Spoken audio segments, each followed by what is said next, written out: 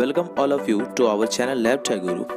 If you are new viewers on our channel, then you must share and subscribe our channel and don't forget to press the bell icon. हमारा first question है विच plastid are colourless. तो आपको बताना है इसमें से कौन सा प्लास्टिड जो है वो कलरलेस है।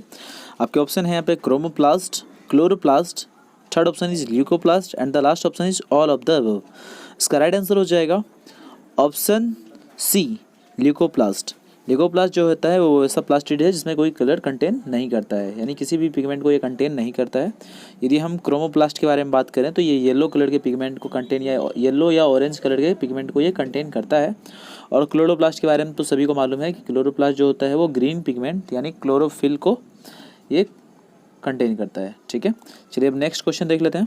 तो इसका राइट आंसर क्या हो जाएगा? Option C. हमारा नेक्स्ट क्वेश्चन है question number 2, dash is called the energy currency of the cell. आपको बताने हैं एनर्जी करेंसी जो है सेल का वो कौन सा है इसमें से। Endoplasmic reticulum, second option is oxygen, third option is ATP adeno triphosphate, adenosine triphosphate इसको बोल सकते हैं। जो हमारा लास्ट ऑप्शन है वो माइटोकॉन्ड्रिया। इसका राइट आंसर हो जाएगा ऑप्शन सी, एटीपी। यानी एडीपी जो हमारा है एडिनो ट्राइफॉस्फेट, इस फॉर्म में एनर्जी स्टोर होता है, ठीक है, सेल्स के अंदर, और ये हमारा एनर्जी करेंसी है। चलिए नेक्स्ट क्वेश्चन देख लेते हैं। Question number 3, dash is called the powerhouse of the cell. आपको बताना है इसमें से पावर हाउस सेल का किसको बोला जाता है। आपके ऑप्शन है mitochondria, ATP, lysosomes, red blood cells. इसका राइट आंसर हो जाएगा ऑप्शन ए, माइटोकॉन्ड्रिया। ठीक है, माइटोकॉन्ड्रिया वो साइट है जहाँ पे फोटोसिंथेसिस के द्वारा जो होता है प्लांट अपना भोजन तैयार करता है। ठीक है, चलिए नेक्स्ट क्वेश्चन देख लेते हैं। Question number 4, dash coined the term cell. आपको बताना है इसमें से जो सेल टर्म है वो किसके द्वारा क्वाइंड किया गया। तो आपके ऑप्शन है यहाँ पे Gorbachev, Himmler, Robert Hooke and the last option is Anton von लियोनहुक।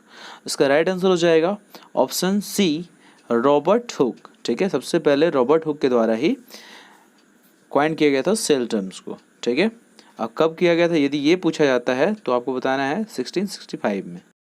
Question number 5, where are the essential protein and liquids required for the cell membrane manufactured. आपको बताना है कि वो जो सेल मेम्ब्रेन को मैन्युफैक्चर करने के लिए जो लिपिड और प्रोटीन चाहिए होते हैं ये कहाँ होता है।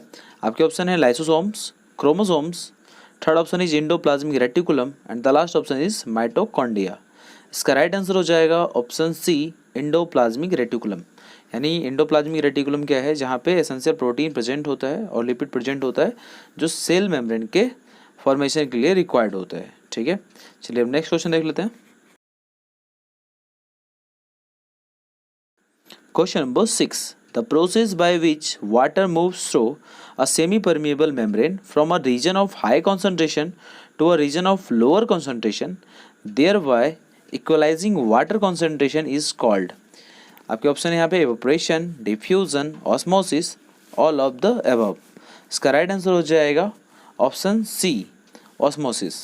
यानी वो प्रोसेस जिसमें कि वाटर मूव करता है सेमी परमेबल मेम्ब्रेन के थ्रू, और किस रीजन से, तो हायर कॉन्सेंट्रेशन से जो रीजन ऑफ लोअर कॉन्सेंट्रेशन की तरफ मूव करता है। ठीक है, तो ये जो होता है ये किस में होता है, ऑस्मोसिस में होता है। चलिए अब नेक्स्ट क्वेश्चन देख लेते हैं। Question number 7, dash is not found in xylem tissue. आपको बताना है इसमें से क्या जो है वो फाउंड नहीं होता है, जाइलम टिश्यू में नहीं पाया जाता है। आपके ऑप्शन है sieve tubes, xylem parenchyma, third option is ट्रेकियार्ड and the last option is whistles.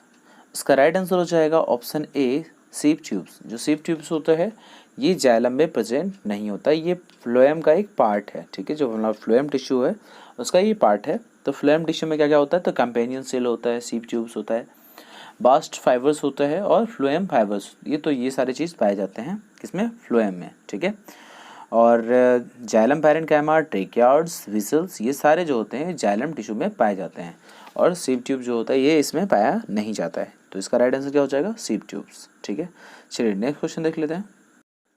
Question number 8, which of the following is connective tissue. आपको बताना है इसमें से कौन से कनेक्टिव टिश्यू हैं। आपके ऑप्शन है ligament, tendon, blood and the last option is all of the above. इसका राइट आंसर हो जाएगा option D, all of the above, यानी लिगामेंट, टेंडन और ब्लड, ये तीनों जो हैं ये कनेक्टिव टिश्यू के एग्जाम्पल हैं। चलिए नेक्स्ट क्वेश्चन देख लेते हैं। Question number 9, rapid elongation of bamboo stem is due to, जो बैम्बू स्टेम होता है उसका रैपिड एलोंगेशन होता है वो किसकी वजह से होता है? आपके ऑप्शन है lateral meristem, intercalary meristem, third option is apical meristem and the last option is cambium. इसका राइट आंसर हो जाएगा ऑप्शन बी, इंट्रासेलुलरी मेरिस्टम। ठीक है, ये इंट्रासेलुलरी मेरिस्टम जो होता है ये नोड्स के पास पाया जाता है। ठीक है, और ये जो मिडल पार्ट होता है प्लांट्स का उसको एलोंगेट करने में ये हेल्प करता है। अब यदि एपिकल मेरिस्टम के बारे में बात करें तो ये तो हमारे टिप वाले पोर्शन में प्रेजेंट होता है, और लेटरल जो होता है वो लेटरल साइड्स, ठीक है, यानी साइड वाइज ये प्रेजेंट होता है लेटरल मेरिस्टम। तो इसका राइट आंसर हो जाएगा ऑप्शन बी, इंटरसेलुलरी मेरिस्टम। ठीक है, नेक्स्ट क्वेश्चन देख लेते हैं। Question number 10, the nodes of Ranvier are found in, आपके ऑप्शन है nerve cells, heart cells, liver cells and the last option is all of the above. इसका राइट आंसर है option A, nerve cells. ठीक है, जो nerve cells होते हैं उसमें नोड्स ऑफ रेनवीर पाया जाता है। चलिए नेक्स्ट क्वेश्चन देख लेते हैं। Question number 11, algae and fungi are in the division, आपको बताना है ये किस डिवीजन में आते हैं अलगी और फंगी। आपके ऑप्शन है यहाँ पे बेब्रिडे, Thallophyta, Bryophyta and the last option is all of the above. इसका राइट आंसर हो जाएगा ऑप्शन बी, थैलोफाइटा। ठीक है, अलगी और फंजाई जो होते हैं वो किस डिवीजन में होते हैं? तो आपके ऑप्शन बी जो है थैलोफाइटा, ये इसका राइट आंसर है। चलिए नेक्स्ट क्वेश्चन देख लेते हैं। Question number 12, most paramecium move with the help of, आपको बताना है जो मोस्टली पैरामीशियम होते हैं मूव करते हैं किसकी हेल्प से मूव करते हैं? आपके ऑप्शन है villi, second option is oral Grove, third option is cilia and the last option is stationary. इसका राइट आंसर हो जाएगा ऑप्शन सी, सीलिया। ये जो होता है बॉडी के ऊपर हेयर लाइक स्ट्रक्चर प्रेजेंट होता है उसको हम लोग क्या बोलते हैं? सीलिया। चलिए अब नेक्स्ट क्वेश्चन देख लेते हैं। Question number 13, in which mode of nutrition an organism derives its food from the body of another living organism without killing it, यानी अपने मतलब फूड के लिए, न्यूट्रिशन के लिए दूसरे ऑर्गेनिज्म के ऊपर डिपेंडेंट होते हैं लेकिन उसको किल नहीं करते। तो ये कौन से मोड्स ऑफ न्यूट्रिशन में आएगा? आपके ऑप्शन है saprophytic modes of nutrition, second option is parasitic modes of nutrition, third option is holozoic nutrition and the last option is autotrophic nutrition. इसका राइट आंसर हो जाएगा ऑप्शन बी, पैरासाइटिक न्यूट्रिशन। ठीक है, ये जो होते हैं ये पैरासाइट्स होते हैं मेनली, और ये इनको पैरासाइटिक न्यूट्रिशन की कैटेगरी में रखेंगे। ठीक है, चलिए नेक्स्ट क्वेश्चन देख लेते हैं। Question number 14, roots of the plant absorb water from the soil through the process of, जो रूट्स होते हैं प्लांट्स के वो एब्जॉर्ब करते हैं वाटर सॉइल से, वो किस प्रोसेस से एब्जॉर्ब करते हैं? आपके ऑप्शन है यहाँ पे diffusion, transpiration, third option is osmosis and the last option is none of this. इसका राइट आंसर हो जाएगा ऑप्शन सी, ऑस्मोसिस, यानी इस प्रोसेस के द्वारा जो होता है सॉइल में जो मिक्स्ड वाटर होते हैं, ठीक है, उनको एब्जॉर्ब कर लिया जाता है किसके द्वारा? रूट्स के द्वारा। ठीक है, किस प्रोसेस के द्वारा? तो ऑस्मोसिस के द्वारा। चलिए नेक्स्ट क्वेश्चन देख लेते हैं। Question number 15, in amoeba food is digested in the, amoeba में फूड डाइजेस्ट कहाँ होता है? आपके ऑप्शन है यहाँ पे food vacuoles, mitochondria, third option is pseudopodia and the last option is chloroplast. इसका राइट आंसर हो जाएगा option A, food vacuoles. Food vacuoles में जो हमारा फूड होता है वो डाइजेस्ट होता है क्योंकि वहाँ पे कुछ डाइजेस्टिव एंजाइम्स प्रेजेंट होते हैं जो उसको डाइजेस्ट करने में फूड को मदद करते हैं। चलिए नेक्स्ट क्वेश्चन देखते हैं। Question number 16, which region of the alimentary canal absorb the digested food, तो डाइजेस्टेड फूड को कौन सा पार्ट है एलिमेंट्री कैनाल का जो एब्जॉर्ब करता है डाइजेस्टेड फूड मटेरियल को? आपके ऑप्शन है stomach, second option is small intestine, third option is large intestine and the last option is liver. इसका राइट आंसर हो जाएगा ऑप्शन बी, स्मॉल इंटेस्टाइन। ठीक है, और यदि आपको कंप्लीट डाइजेशन भी पूछा जाता है तो आपको स्मॉल इंटेस्टाइन ही बताना है। ठीक है, और यदि लार्ज इंटेस्टाइन के फंक्शन के बारे में बात करें तो वहाँ पे क्या होता है? लार्ज इंटेस्टाइन में वाटर एब्जॉर्प्शन होता है। ठीक है, एक्सेस वाटर जो होता है वो एब्जॉर्ब होता है। चलिए अब नेक्स्ट क्वेश्चन देख लेते हैं। Question number 17. The contraction and the expansion movement of walls of the food pipe is called. जो contraction और expansion movement होता है walls का, food pipes के walls का, तो ये जो है ये इसको हम लोग क्या बोलते हैं? आपके ऑप्शन है यहाँ पे translocation, second option is transpiration, third option is peristaltic movement and the last option is digestion.